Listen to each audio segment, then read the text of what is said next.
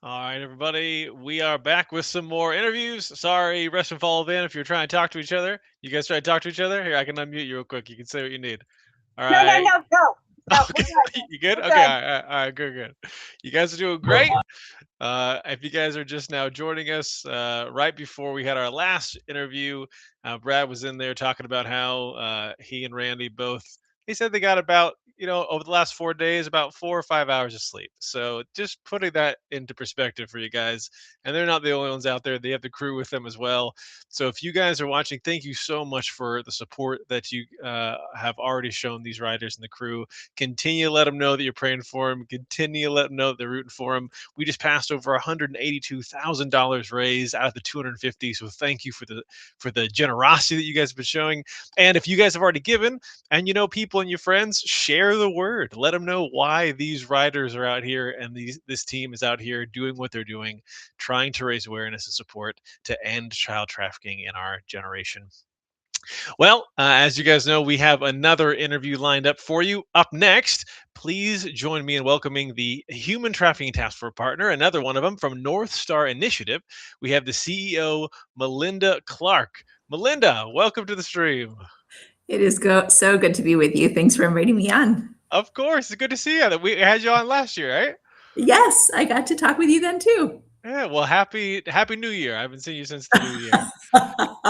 It's a good year, Christian. Yeah. Well, have you been enjoying the race so far? You've been watching along? Yes, and we keep logging in and seeing how our friends are doing as they come across the country, No. cheering So them cool. on. Yeah.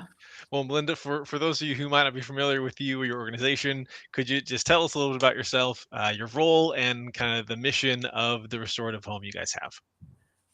North Star Initiative has been working in Lancaster County since 2010 and now also in Berks County, serving survivors with residential restoration programs. We Mhm. have 2 homes that we operate as well as an emergency shelter. So we provide care in a residential setting to survivors, starting with emergency placement, and that's particularly in partnership with the task force. If we encounter someone looking for immediate, safe place to land, we can do that for a short term. We have a year-long restoration program where we can serve 5 to 7 survivors with wraparound holistic care. And then we also can support survivors in transitional housing, somebody who's ready to strike out on their own and still looking for just maybe a few added points of support and a framework, affordable housing as they get their feet under them to really flourish in the community as God intends. Our Wow. mission is that, motivated by the love of Jesus, we work to end trafficking and empower survivors to reclaim the lives they are created to enjoy through healing their whole person. And it's my privilege to serve the organization as CEO. I've been in this role for over 3.5 years now, and just committed to partnering well with friends like ZOE International and others that are in this movement, working to push back the dark and usher in the light. So awesome. Beautiful, beautiful work. Melinda, thank you so much for doing it and all that your staff contribute towards in Hmm. this fight and caring for these survivors. What first led you into the work? And also, could you share a little about what continues to fuel your passion to do this, to serve these survivors and vulnerable Mhm. individuals?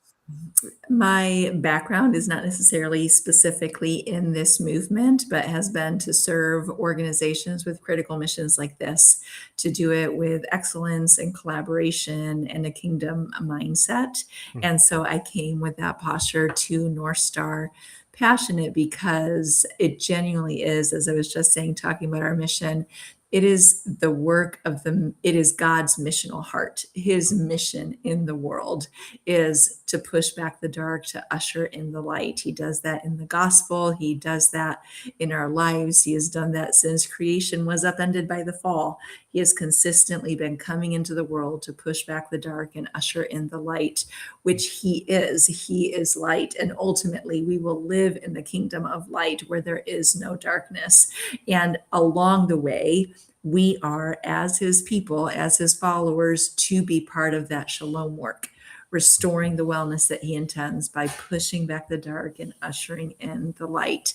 And there, I think, is no darker crime than the crime of trafficking. There is no deeper darkness than someone who is trapped in that cycle of abuse and exploitation and loss and grief and sorrow and compounded trauma. And to be light bearers in the name of Christ, to come bearing his light and to ignite hope in his name by his love because of his power is just the keenest expression of God's missional work. So that continues to fuel me often. And even Brad and I talk about this as we partner together, is we at North Star believe that trafficking is not the inevitable tragedy that has to be defining any of our communities, that we can become a community that is trafficking proof, particularly as we collaborate together, and that ultimately, inevitably, this ends because Jesus comes to restore his good kingdom, and it will all be light. The crime, the sin, the darkness, the abuse will end, and every broken thing will be restored. So every little bit that we work towards that in the meantime is what he is going to do in fullness. Oh, I love that, Melinda. And it's also, I mean, we've heard time and time again from the people on here just how important it is to have that hope that you Mhm. see that hey, one day this will end, and also Yep. we are seeing it ending now, and Yes. both of those you hold, and they can fuel you to Yes. continue to do the work. So Yes. I really love that image. When people hear the term restoration, we talk about this a Mhm. lot. And Zoe's one of their kind of their three pillars is Mhm. prevention, rescue, restoration. What do Mhm. you wish people understood about that healing journey that these Mhm. people often face? Mhm. I think we all desire for anyone, man, woman, child, who's been able to rescue themselves, to free themselves from that place of abuse and exploitation. We want to believe like it's up and to the right. They're free now. They're going to thrive. Like they're out there. And Mm, it is not linear. I often say that the work that we do at North Star is the hardest and the holiest work that any of us have ever been mm, part of. It is complicated. It is hard for survivors. It is counterintuitive to survivors to pursue restoration. It is nothing in that experience of exploitation has set them up to believe even in the possibility of new beginnings or different outcomes. So I would want people to know that it is hard, and it is hard for survivors, and it is hard for the committed staff and volunteers and team investing and walking alongside them. It is not linear or predictable. There's not a here's the formula, here's the resource, here's the investment, and you do these things, and obviously healing is just going to be bound to happen. It is very individualized. Every story is different. The needs are different. mm, The resources are there are so many needs that require so many resources. Some of them are very basic resources, some of them are very specialized. mm, But also, when we do that slow, individualized, complex work of walking alongside a survivor to empower him or her to reclaim the life that God intends them to enjoy, I think sometimes we miss that not just the miraculous transformation in her life and how pervasive it can be. We saw this yesterday with a woman who just completed our program, and we had a graduation ceremony, wow. and her transformation was absolute. And we all had this moment in time to reflect who we met when she walked in the door and who's walking out of the door Mm, now is wow. a different person.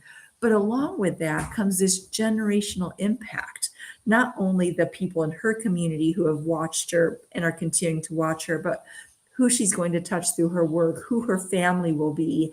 And this has an ongoing generational and community impact that is transformational to far more people than just her. And I think that I would also want anybody on the live stream to know and realize it is such a costly, priceless investment that Mm. has so much more fruit to it and so much return on investment that's beyond what we even imagine when we set out on this journey.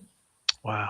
Well, yeah, I mean, I was just going to ask you about, sharing maybe a story or an example that kind of captures that transformation. But it sounds like just having this graduation that you were talking about, it's that, that is a real life example of seeing, people, Mhm. someone stepping into your home one way and leaving another. And yeah, it's wonderful.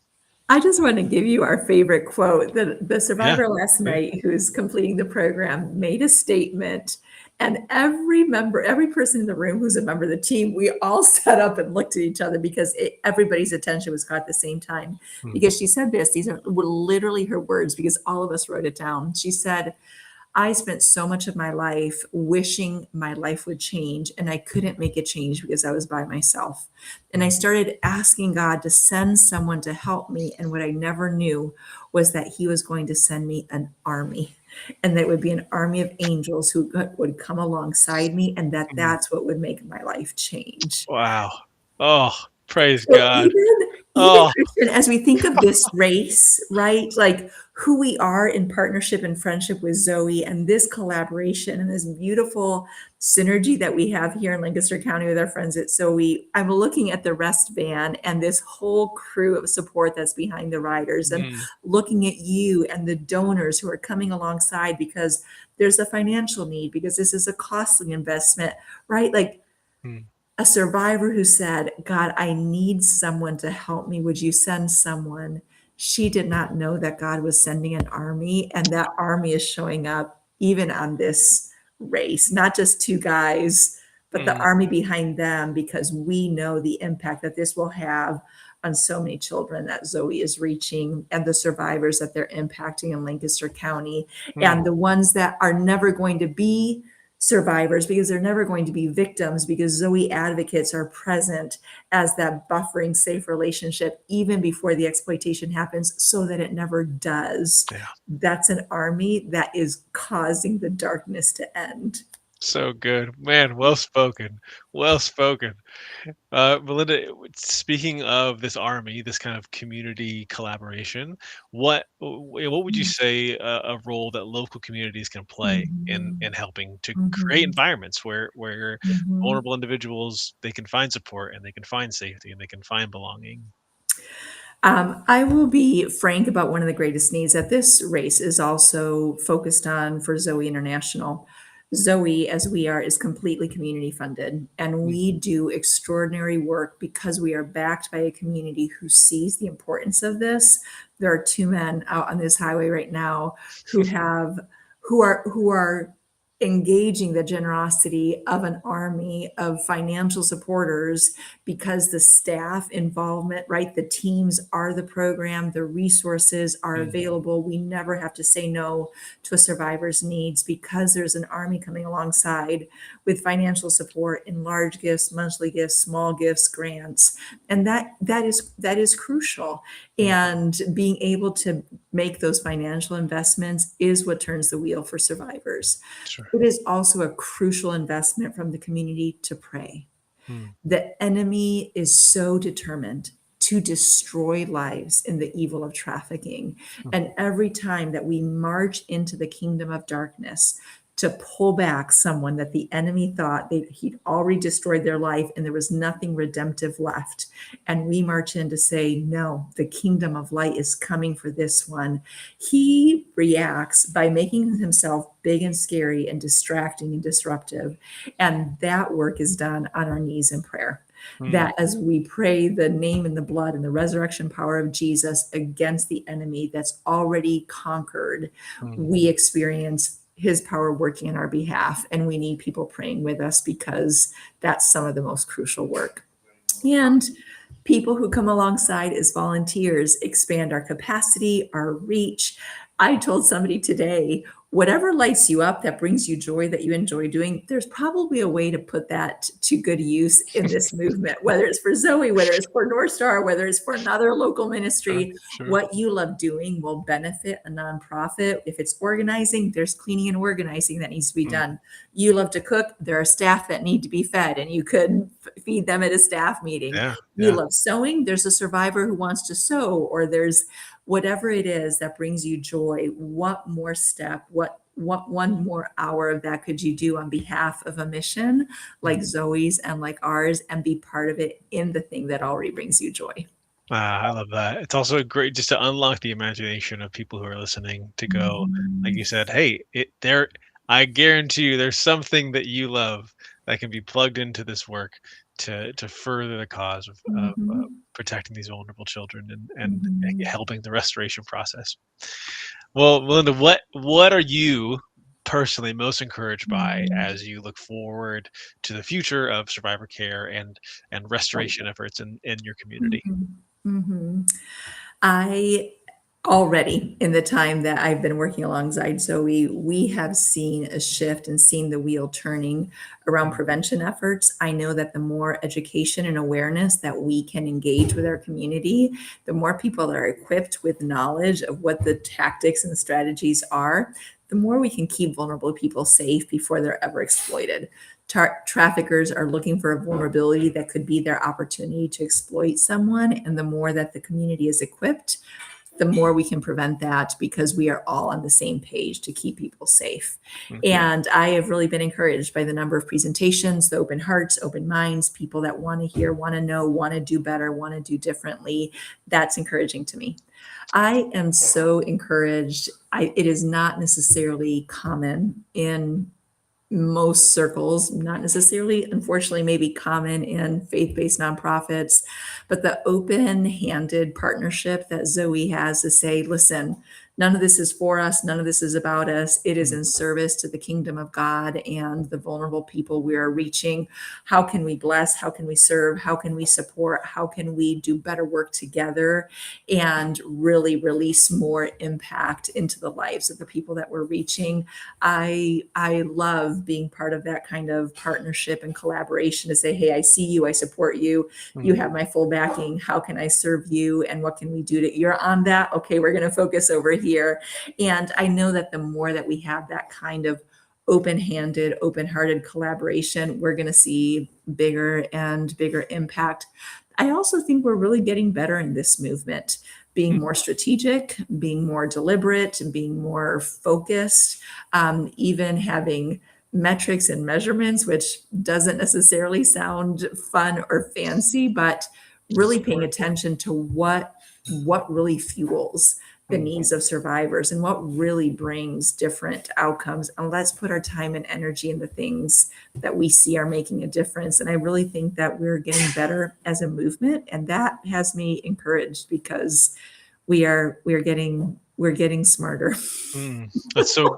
I mean, even just to hear that you in this space and the organization, and just like that, you have hope. Like Yeah. that you've been in this Mhm. and you've been watching this, and you're in this day in day out for years, and you Mhm. have hope. And I think people need to Mhm. hear that because when they hear this issue, it's like, man, dark and it can be discouraging. Mhm. But to know that there is hope, there's progress being made, and like you said, like you are seeing, hey, we're getting better at doing this and we can keep getting better. That is really cool. And the hope, you said this earlier, Christian, and it's true. The hope comes not just from the inevitable victory of Jesus over the darkness. The darkness does not last. It has an expiration date. Mm, There's a timeline on this. It mm, is going to end, and we know that it ends in the light. And mm, when he comes, the place where we are standing on this battlefront against this darkness is exactly where he's coming to mm, conquer and to reign. But we also see it in the day to day, right? Like not every story as quickly comes the point of the fullness of restoration that we would love to hope to see in the life sure. of every survivor, but we daily see progress forward. Even the woman who just completed the program a few weeks ago, I was reminding her that this whole year and more of her investment has been to see her reclaiming the life that God and created her to enjoy. And she looked at me and said, I'm not reclaiming anything. And I was like, oh no, we haven't done the thing. And she said, it's because I never had the right to claim it to begin with. And I Mm, never even knew till I came to North Star and had this time and the support. I didn't even know who God made me to be or what I was good at or what my life should look like. So I feel like I'm claiming it for the first time and for the first time knowing who God made me to be and what he made me to do. And mm, when you see that in someone's life, like there are miracles happening, and there are miracles happening daily in small ways now that are going to have such resounding impact for decades to come. mm. Man, how could we not be encouraged and hopeful? and Good. have reasons to celebrate even in the face of the darkness that's happening. Yeah, praise God. So well said. Well, Melinda, as we kind of wrap up here, and the race is still going to continue on, it's doing its job of raising support and awareness for the mission. Um, Mhm. as these viewers are learning more about this work, and I even saw people in the comments saying they're really encouraged by these interviews, they've been learning a lot. How can they be praying for your team, for your organization, Mhm. for the individuals you Mhm. serve? What would be some of the Mhm. things that you would ask, just that they could be lifting up for you guys? Pray for God's protection. The enemy is real and he does everything he can to distract and destroy. We feel it on a daily basis, and we need people to pray for God's protection. Pray for God's provision. Everything we had comes from him. And I think a lot of nonprofits are just experiencing financial needs right now. And so we're praying for God's provision. Mm. Pray for our team to be encouraged and to stay well and strong. The type of traumatic stress that comes from being in this movement is physically, spiritually, emotionally, mentally exhausting. And so pray for bandwidth, pray for wisdom in knowing how to care for ourselves well, not just our own self, but our team, that we are caring for our team well.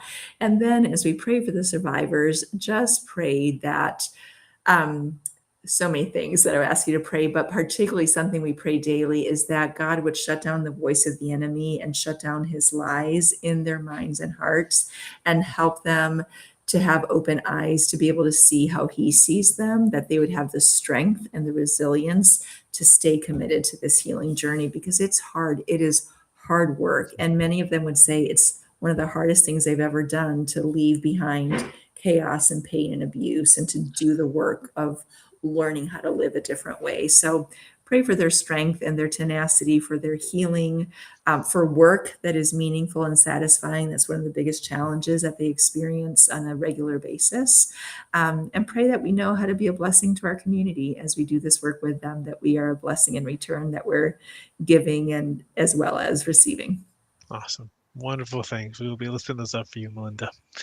Well, before we say goodbye, is there anything else that you want to just say to the crew as the rest van and the follow van are listening, and the riders? I want to just highlight the importance of a rest van and a crew van. I think we see so clearly in scripture and in real life, we can't do this alone, right? We can't do any part of the Christian walk, let alone a project like this. So how crucial it is to have these kinds of servant leaders be so committed to the success of the two riders, and being so careful and diligent and thoughtful and committed and consistent. Like there's not a moment where the rest and the crew van are like, hey, we just are going to pull over here and take a break and forget them and move on. I am so deeply encouraged by each of the people in these vans, and praying for their encouragement and tenacity and rest, and even the preemptiveness to be able for them to be able to preemptively think of what the riders are going to need, and to be able to discern ahead of time how to keep them well and safe on the road. So super proud of the entire team, including the riders, including the support crew, including you, Christian. The work that you're doing to guide these conversations and bring awareness is also a really important part of this process. And I love what we see here about the importance of kingdom collaboration. Ah, man, I could not have said it better myself. Thank you so much, Melinda. Thank you for the blessing that you are. Thank you for being a Mm, part of the army that is coming and mm, rescuing and helping restore these children who are just stuck in these horrible, unthinkable mm, situations. And thank you for the hope that you've gotten to share today mm. on the stream. And we will My see honor. you at the finish line. Yes, it is my honor and a privilege to be with all of you today. All right, Keep take care. going. Take care. All right, well, that was Melinda Clark from North Star Initiative, the CEO over there, one of the Human Trafficking Task Force partners. Up next, we have a former rider, RAM rider, and crew member of Race Across America Team ZOE. Please join me in welcoming Nate Aiken. Nate, welcome Howdy. on. Can you hear me? Can you hear me? Loud and clear. Happy Nice. Tuesday, Nate. Good to see you. Good to see your smile, Christian. I like the has-been cyclist. That's yourself. Is that your self-proclaimed title? I didn't know that was going to pop up on the screen, but that's pretty accurate. Yeah, well, it's so good to see you, Nate. Yeah, good to see you. as you're watching the race, how you feeling? Any emotions coming back? Any Oh, things? tons. I mean, all the little beeps of the GPS. What really hit home was seeing the van pull by one of the riders and just seeing the Mm, lights flashing on the back, and it little PTSD there. sure, But seeing sure. these guys grounded out, just the two of them, Christian, I'm just praying constantly. Like they are Mm. warriors, and I am just moved by what they're doing. It's crazy. Yeah, yeah. Well, I mean, hey, you were there. Thank you for doing it. I was just saying, I don't know if you heard earlier, Brad was on and he was saying how he and Randy so far, I think they've gotten 5 hours, 4 or 5 hours of sleep in the last 4 days, like total, which Dude, is which is crazy. Well, it's it scares me. It honestly, like, yeah, I just keep praying. keep praying, keep praying. Well, for those of people who are watching who might not know you, Nate, could you tell us a little bit about yourself, how Sure. you became involved in Zoe and the Race Across America? Yeah, absolutely. So Nate Aiken, I'm father to three wonderful kids and a wonderful wife, Lauren. I'm a teacher, sixth grade teacher at Lidditz Elementary, and all three of my kids are in my building for better and for worse. Nice. I love to see their smiles every day. But Brad and I we were both at a previous church in Ephrata, and we got to be buddies. And it was then that he left, the work of being a detective he and Lori went over to Thailand in the mission field with Zoe. And during that time, he took on a mentor role for me, and virtually we met up every month. And through that process, he started kicking around this concept of cycling for Zoe as a fundraiser. And he asked me what I want to be part of. I said, Brad, I don't have a bike. I'm not a biker. I'm not a cyclist. I'm out.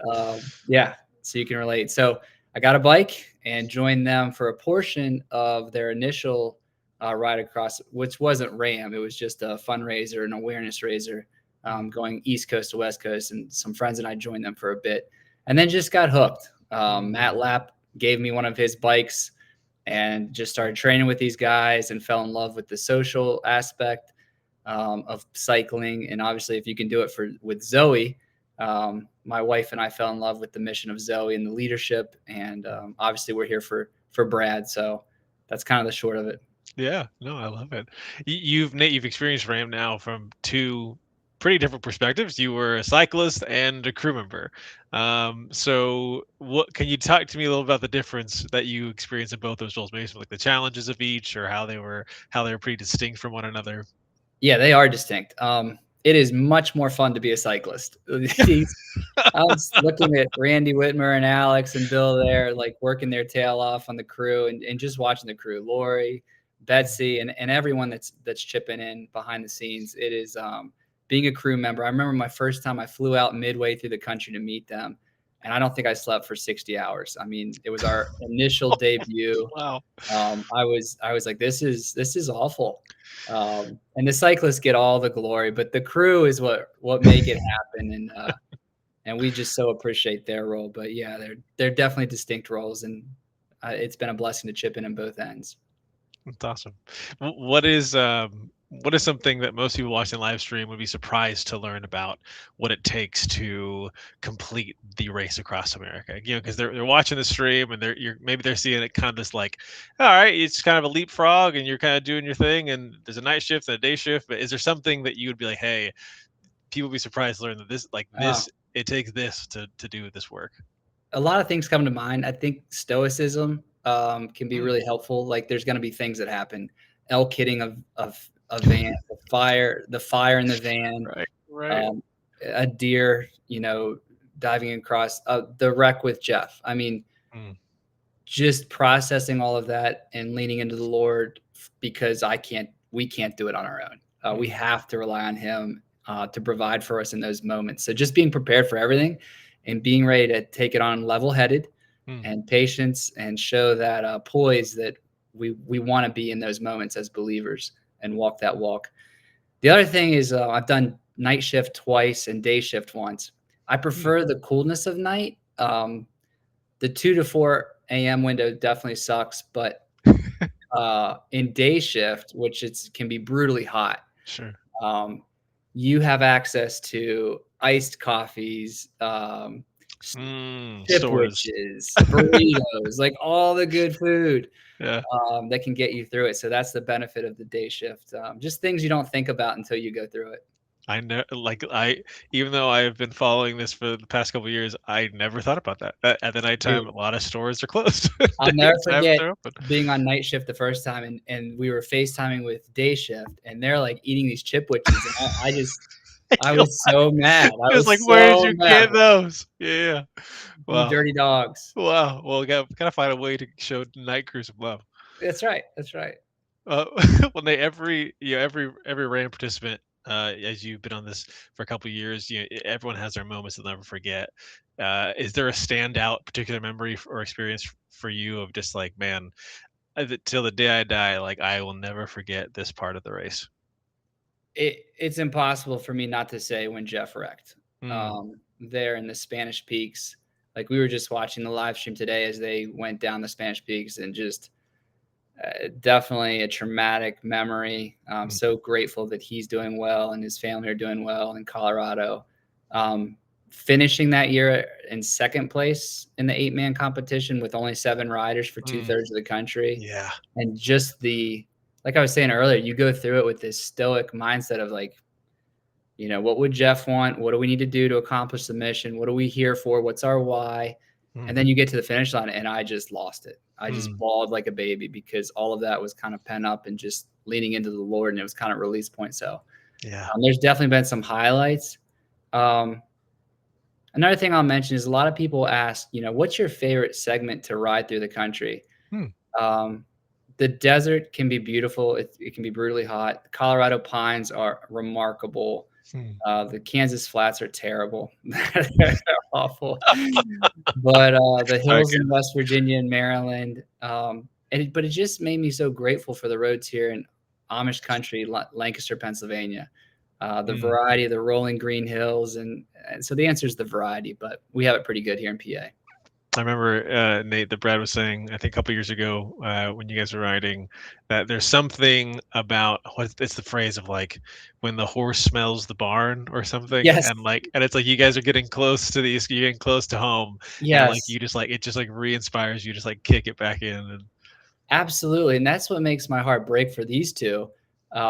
Is we would have 12 hours off the bike, and mm, you'd go to bed and you'd wake up and be like, "Holy smokes, we're out of we're so Kansas. much farther. Yeah, Yeah, yeah. like we're ditched Colorado. We're out of Kansas." And you get that ball of momentum, and these two are just grinding it out, man. I just hold them in It such. it is a grind. Woo! Yeah. When Brad told me their kind of schedule, I was like, this is a whole new level. Like this is something Your hand on different. the head is exactly right. I'm like, what are we doing? Yeah.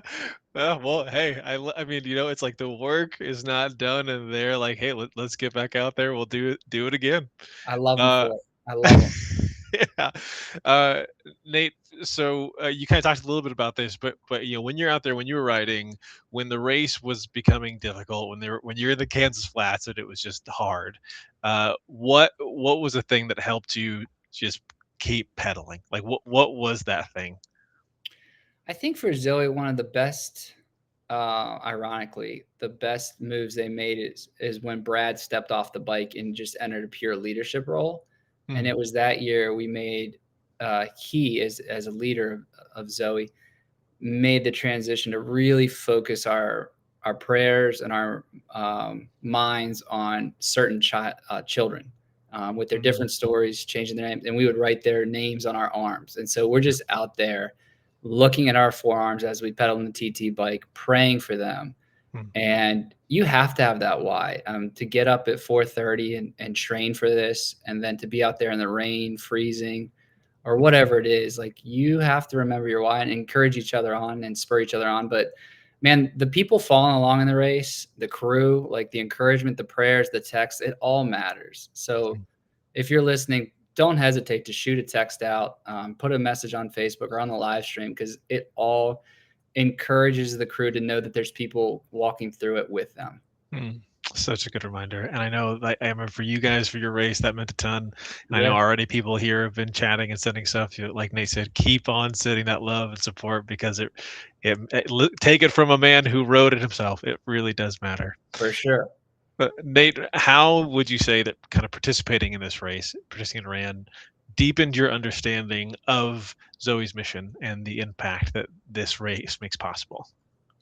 Yeah, just hearing the founders speak, hearing their heart for the kids, and seeing that through this vehicle of RAAM, there's an opportunity to raise awareness and funds that go directly to saving kids, to rescue, prevention, and restoration. And those are, I mean, that just hits home right there. That's your why. That's what it's all about. I love ZOE's mission. I love Brad's heart for this and how it has interwoven so well with ZOE. And it just makes you proud and grateful to be a part of something bigger than yourself. I mean, my kids, you know, this will be part of our family story now because Brad entered into this with ZOE, and that's going to impact their faith. They've already seen it. When Jeff went down, my daughter was, I guess, 6 at the time, 7. And she was like, so these guys are like risking their lives for this mission, like for ZOE. And it was that year that she brought her envelope of cash and handed it to Brad at the finish line. And dude, he just, those two have a sweet relationship. But just seeing that impact and it's so humbling to get to be involved.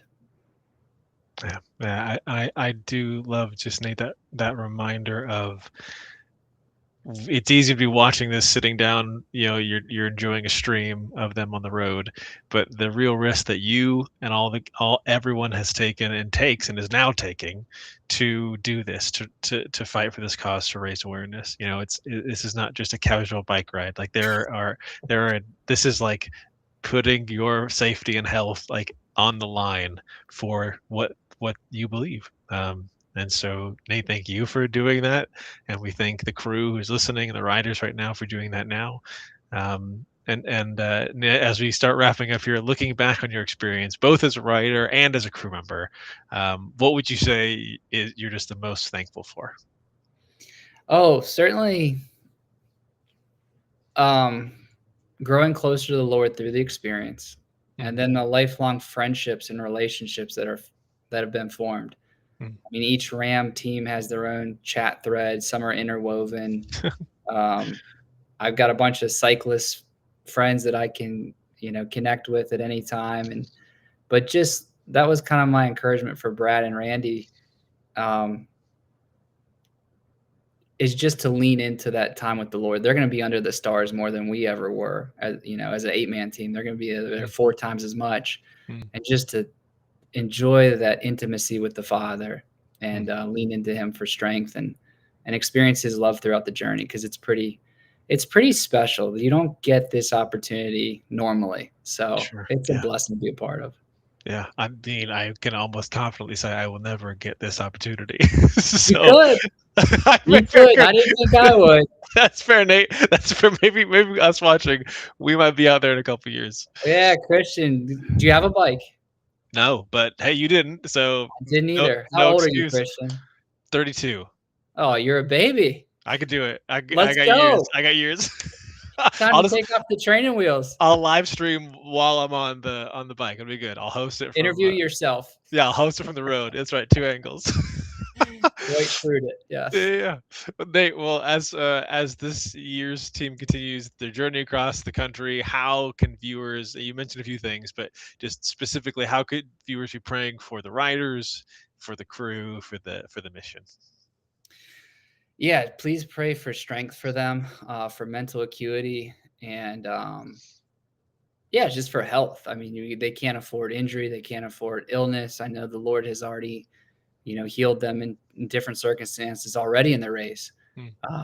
But for rest, that there would be supernatural rest, because they're not going to get the sleep that the normal human needs to bike half the country, in a race. Right. So He needs to provide that rest. The enemy, as the previous, North Star speaker was sharing, the enemy's definitely at work, does not want this to go well. So we need to pray and combat that spiritually, and just pray for rest, that they'd be able to focus, to be safe, because there's definitely danger when you lose your mental focus. They're going fast, they're descending mountains, and there's cars and animals and potholes and you name it. So just pray for safety and strength. Yeah. Yeah, great thing to be lifting up. Everyone who's listening, there's your prayers. Well, Nate, as we say goodbye, is there anything as the crew is listening that you want to share with the crew or the I don't know what rider's in right now, but what would you want to say to them? Yeah, man, just fired up watching you guys on the live stream. I don't know if they can hear me or Yeah, not, but yeah. love you guys. Hey, Alex. Hey, Randy. Love you guys. So thankful for what you're doing.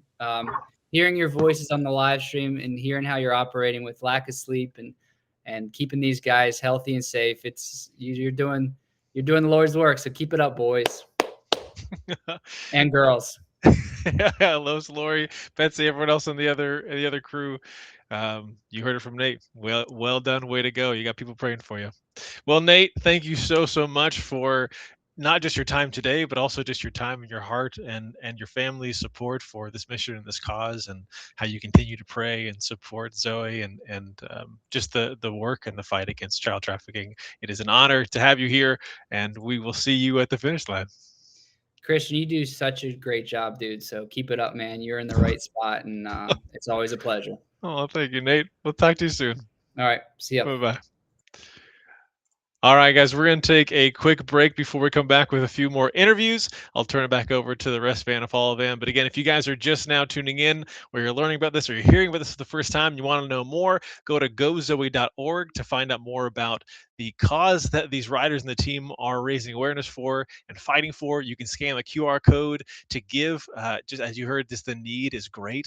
There's just a lot of financial need to do the work that these guys are doing at ZOE and all the other supporting organizations. So you can scan that QR code to raise support. They've just passed $182,000 raised. So thank you for those of you who've already given. If you know people who be interested in this, share this stream with them. Share the channels with them. Have the conversation just continue in your workspace, your family, strangers in the grocery store. People need to hear about the work that's being done, and you can show them what these men and women who have taken their own time to volunteer to ride across the country are also doing to raise awareness for this cause. Also, if you guys are interested and you want to hear, Nate was sharing, he was just on, there was a documentary that was recorded a few years ago for Race Across America Team ZOE. It's their 8-man team. You can, as he was talking about Jeff, when the crash happened, and it was a incredible and crazy and intense race. You can watch that documentary at ZOE's YouTube channel. So you can go to youtube.com and find ZOE International, and you can find that documentary to view. It's free. Don't need to pay for anything, but just take a look at it, and you can learn more about just kind of behind the scenes and what it takes to do these races, and also just the heart that goes into the work. Well, we will be back shortly with some more interviews. Enjoy the race. Not quite. 48 3/4. So, yeah, you got it. Appreciate it. So they're what, two Oh, mile and a half? I told them Bill let us know when they hit like Oh. 7.5 or something. Nice. Well, we're live again. Okay. I should pull them back. Let's do this. Hope it goes through. He doesn't get annoyed with that chatter. I think sometimes I think he might get annoyed here with this. There's a major I'm road. working pretty hard. Hey, what town's that? Maybe Not possible to take Oh, well, there's at a the town next switch off. So a lot of you can't see this road, but you probably can hear it in the van. The riders are struggling with. These are like deep grooves in the road. I think Randy said it was one of the worst roads they've been on. Which is Yeah, really he said by far. They can't get comfortable because of all these deep grooves. On the cyclist cam, you can see a little black line goes across the road. Well, that little black line is, I don't know, it probably Dig goes in. down a good inch or more. And so it's like, well, I think you can also see it on our cameras. Every time if we hit, our cameras get all So with wobbly. they're little tigers. That really makes a big difference.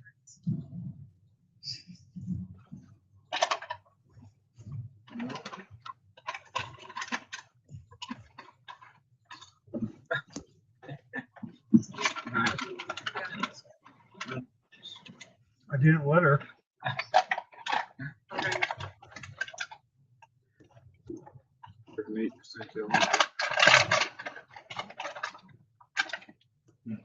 That's enough. I didn't know Randy, you're I don't know if you were listening earlier, but Brad said they got 4 to 5 hours of sleep total. No, yeah, I yeah. think he I think it's more like 3 hours, if that. He's being generous. Springfield. That town over there. What? That's what it says. I can see the. Oh, yeah. That, but it was Springfield that way. Oh, yeah, good. I think I see, is that, it looks like they're backed in up there. Oh, whoa, whoa, whoa, whoa, whoa.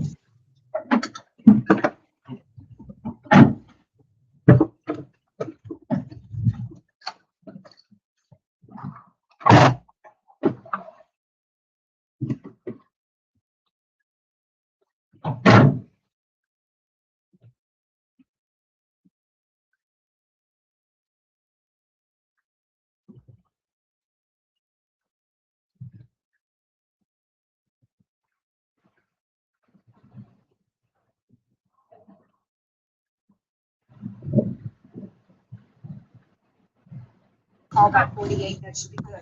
But they should be able to see them, right? Press fan, can you see him coming? I don't think there's anybody in anymore.